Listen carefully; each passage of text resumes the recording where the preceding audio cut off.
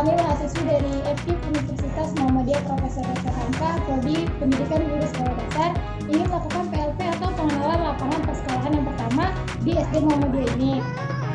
Perkenalkan, nama saya Syafina Safadila. Nama saya Muhammadah Halifia. Nama saya Sulistiana Putria. Nama saya Elvara Maida Iswadi. Di sini kami akan mewawancarai kepala sekolah yang pertama, Ibu Haja Khairul, SPD. ya. Kita langsung masuk poin pertanyaan pertama ya, Bu. Siap. Nah, kira-kira murid yang ada di sekolah SD Muhammadiyah ini asalnya yang ada di lingkungan sekolah atau ada dari daerah-daerah luar sekolah lain?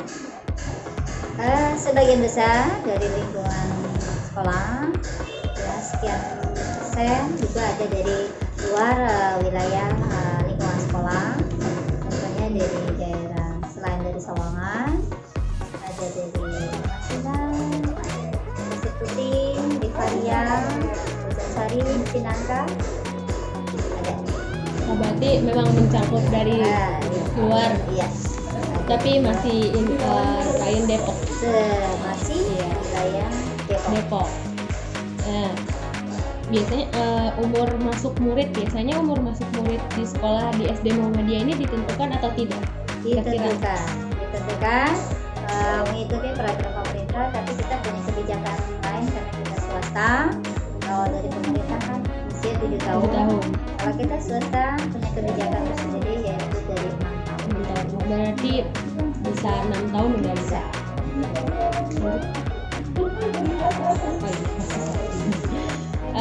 Struktur organisasi di sekolah ini seperti apa, Bu? Tetap kita memiliki yang namanya organisasi dalam sekolah, yaitu dimulai dari atas sebagai tanggung jawab, yaitu sekolah-sekolah. Kemudian kita punya sesi, punya penempatan atau guru yang ditugaskan sebagai pengatur untuk tetap berjalannya pendidikan di sekolah. Sebagai dimana di sini ada tentang ada kepala sekolah, ada komite, ya. Sini bisa dilihat bagian-bagiannya, perpustakaan, kesehatan dan sebagainya. Sama seperti sekolah lain. Sama. Siap. Sekolah. Biasanya tugas dari kepala sekolah, wakil kepala sekolah dan lain-lain itu apa? Tugas untuk siapanya? Untuk kepala sekolah, tugas dari kepala sekolah, wakil kepala sekolah dan guru-gurunya mungkin. Ada tugas-tugas lain. Oh iya, pasti ada tugas tambahan. Contoh, dia selain sebagai wali kelas, dia juga bisa diperbantukan sebagai untuk mengelola perpustakaan, mengelola UKS, terus bagian sarana ibadah, itu eskul, ya harus ada koordinatornya. Ya. Jadi mempunyai peran yang masing-masing. Betul, ada peran yang memang dikhususkan itu sebagai wali kelas.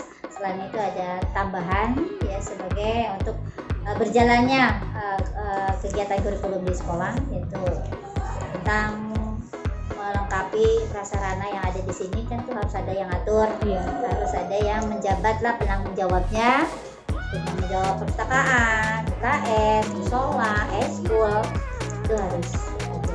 Itu biasanya ditunjuk langsung dari kepala sekolah? Ditunjuk langsung dari kepala sekolah, ditugaskan pada guru yang bersangkutan. Baik, kemudian kan di sekolah ini ada peraturan yang ada di sekolah selalu diperbarui setiap tahun ajaran baru atau tidak? Selalu diperbarui, kita melihat situasi, ya. Otomatis peraturan tahun lalu mungkin tidak mengenal lagi di tahun ini. Jadi selalu ada peraturan perubahan, ya, baik dalam segi jam masuk, terus pemakaian seragam, itu kan selalu ada perubahan, selalu diperbaharui. Kemudian, apakah peraturan yang dilaksanakan dengan benar atau tidak, dan jika ada yang melanggar peraturan tersebut, itu sanksinya apa? Sejauh ini tetap kita laksanakan. Ketika ada guru atau teman-teman yang melanggar, pertama kita kasih 3. 1, kita kasih peringatan dulu, ya. Kedua, nanti kita kasih surat SK. Ketiga, kita pemanggilan.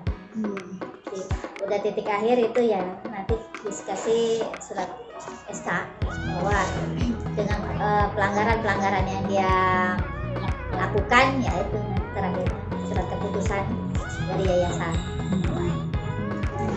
Peraturannya hanya untuk siswa atau guru juga? Siswa dan guru. Di sekolah itu peraturan mencakup untuk guru dan siswa. Terus kemudian di sekolah ini melaksanakan kegiatan upacara kenaikan bendera? Pasti.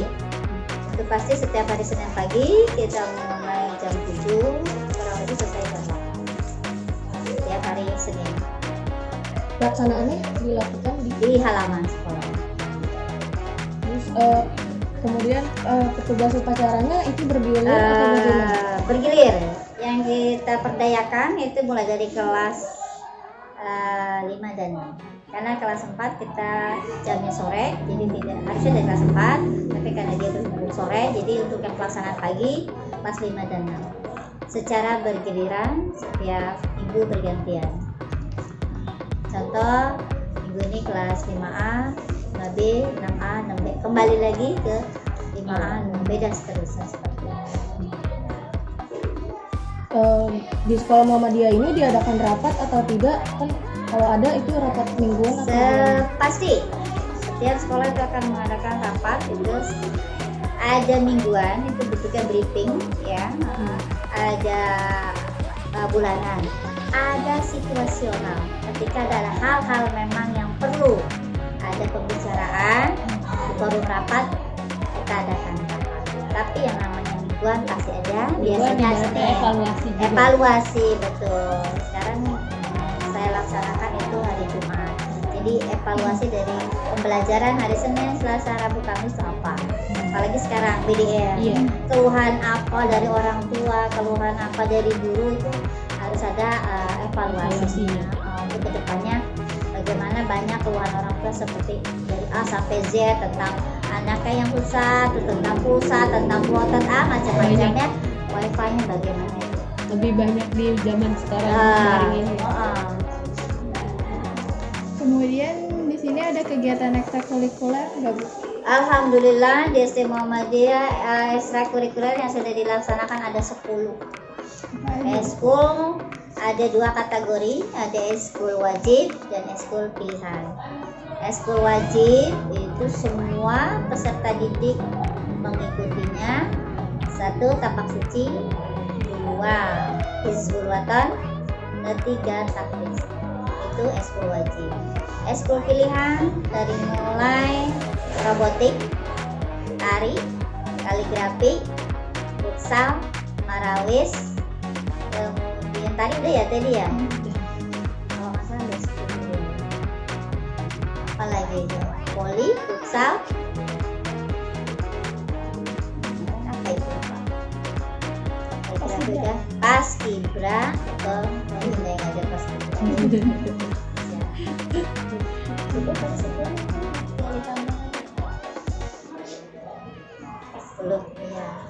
Kegiatan itu dilakukannya kapan aja Bu? Untuk eskul wajib masuk di pembelajaran sesuai jadwal.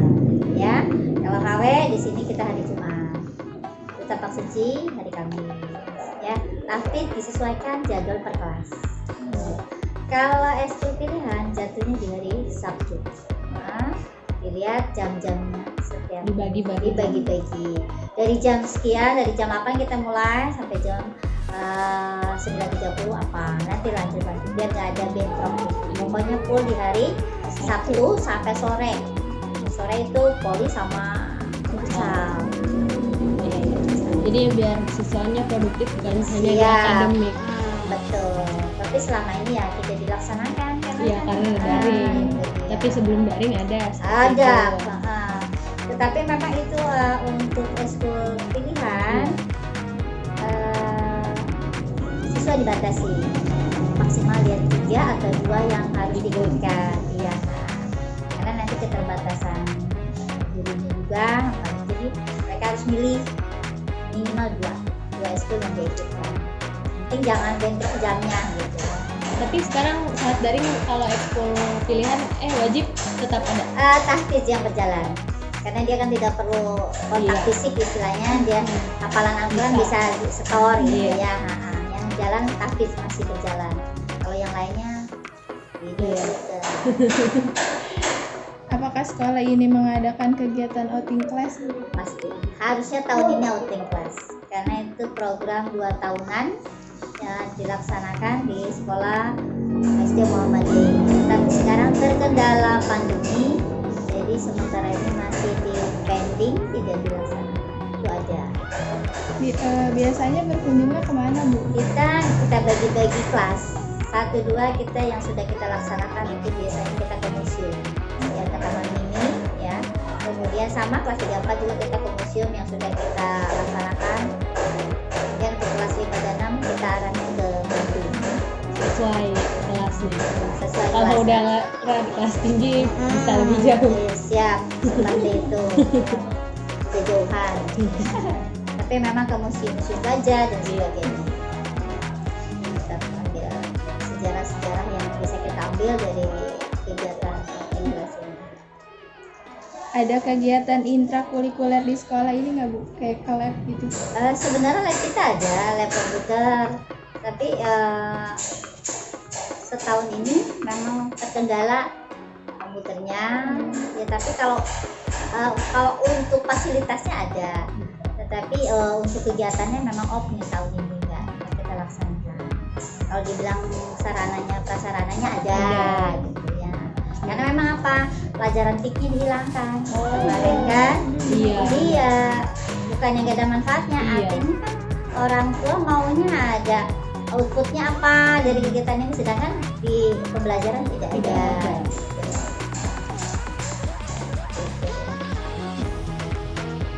Di sekolah Muhammadiyah ini punya program unggulan atau enggak sih, Bu?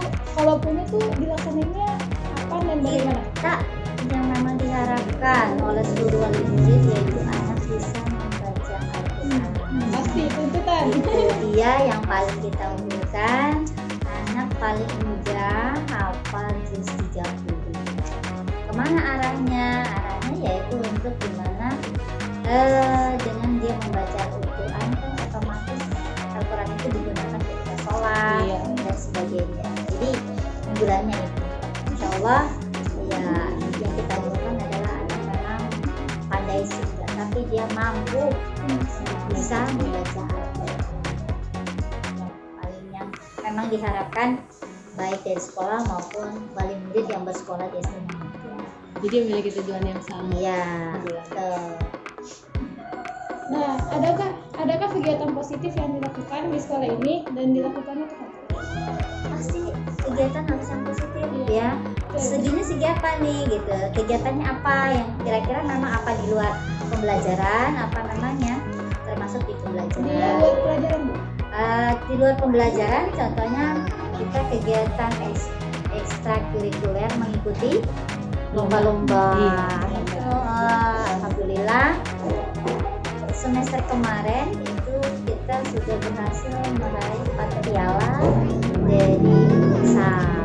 Sebelum adanya Pokoknya kemarin semester 1, semester 2 kita off. Iya, Semester udah mulai 19 tahun 2019-2020 itu kita meraih 4 kejuaraan futsal. Itu yang diikuti di Al-Fasrah, kemudian di UMJ, kemudian dua lagi di mana ya? Sama tari kemarin juara 1 di SMP Islam apa ya? Lupa ya. Di daerah Pemekasan. Berarti banyak ya, Bu ya, udah. Insya Allah aja. Kalau nanti mau dokumentasi pialanya ya boleh. Itu foto itu yang baru semua tuh yang di etalase.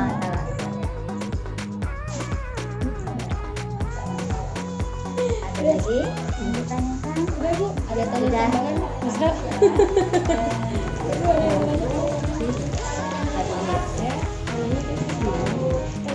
Ada pertanyaan tapi saya belum mengeluarkan kata-katanya. Oh, ini kan sekarang kita lagi daring. Betul. Biasanya guru ada pembelajaran lagi nggak sih tentang, kan pasti menggunakannya teknologi banget di sekarang. Nah, ada pembelajaran lagi nggak buat guru-guru di sini? Kita memang kemarin sempat kita kan sini menggunakan aplikasi ya. Yang paling umum kan ya. Iya. Tapi kemarin kita awal MPLS, masa pengenalan lingkungan sekolah, kita pakai Zoom meeting. Kita pakai itu. Alhamdulillah itu kita laksanakan. Hampir semua guru sudah melaksanakan Zoom meeting. Kemudian kita pakai voice note, pakai apa ya istilahnya yang memang memudahkan, tidak memberatkan siswa dan wali murid juga kita layani. Jadi kalau Zoom insya Allah kita sudah aplikasi sudah download semua untuk Zoom lainnya. Ya memang kendalanya luar biasa, banyak banget keluhan, banyak banget. Pencapaian kurikulum pun tidak diharuskan karena evaluasi semester 2 kemarin untuk kota Depok kurikulum itu cuma 18% dari pencapaian jauh kayak makanya jadi pembelajaran dibilang tidak maksimal pasti Sampai Pak Menterinya juga bilang seperti itu. tidak maksimal. Kemudian peraturan juga selalu berubah. Kemarin kita udah boleh visit, ya ada lagi perwal turun ya. Jadi peraturan dari Kepala Dinas Pendidikan Kota Depok 14 hari ke depan kita tidak boleh visit. Padahal itu udah termasuk di rencana kita, teman-teman juga istilahnya masuk programnya bahwa minggu ini akan melakukan visit. Rolling lagi. Ya itu cara begini gurunya udah lagi. Kalau dulu dibilang kalau ngajar jangan megang-megang ini. Kalau sekarang nggak pakai ini ya Nggak bisa. Yang berat sih, kita mahasiswa juga berat, apalagi anak sekolah. Nah, di kedepannya cepat-cepat berlalu lah ini pandemi. Karena kita nggak tahu sih sebenarnya yang Bener ya, iya emang kita ngikutin aja Pak. ya nggak bisa. Sampai kemarin kan aku sih mata terbuka kayak ini kayak ini. Siapa sih yang nggak mau? Bagi anak SD ya belum ngerti. Ya udah itu kelas 1 baju barunya belum dipakai kan. Belum kenal guru-gurunya. Belum, makanya itu awal kita MPLS kita pakai Zoom, jadi biar kenalin ketahuan satu dulu. persatu nama anak, kita juga gurunya memperkenalkan diri satu persatu ya, tapi itu kembali lagi kan kuota yang Iya, udah pakai dapetnya Zoom itu banyak. kan ya, Iya. berbagai pertimbangan lah.